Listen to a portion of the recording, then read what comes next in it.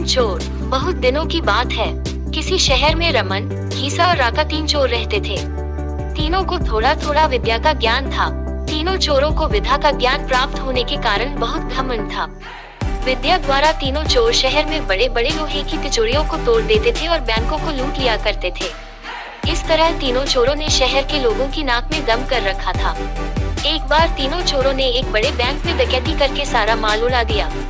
तब पुलिस को खबर हुई तो तीनों चोरों को पकड़ने के लिए तलाश करने लगी, मगर तीनों चोर पास ही के एक घने जंगल में भाग गए। तीनों चोरों ने देखा कि जंगल में बहुत सी हड्डियां बिखरी पड़ी हैं।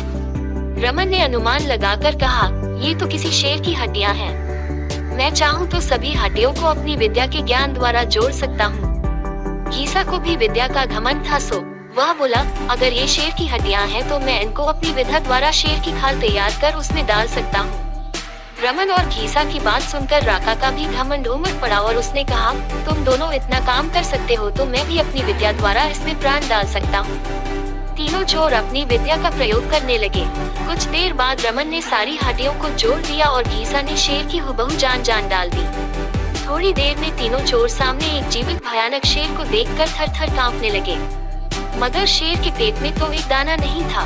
वह भूख के मारे गरजता हुआ तीनों चोरों पर हमला कर बैठा और मारकर खा गया। शेर मस्त होकर घने जंगल की ओर चल दिया। कहानी से शिक्षा। दोस्तों, इस कहानी से हमें यही शिक्षा मिलती है कि कभी घमंड नहीं करना चाहिए। घमंडी को हमेशा दुख का ही सामना करना पड़ता है। यदि तीनों चोर अपनी विद्या का घमंड न करते तो उन्हें जान से हाथ न धोने पड़ते। हमें अपनी विद्या का प्रयोग सोच समझकर करना चाहिए।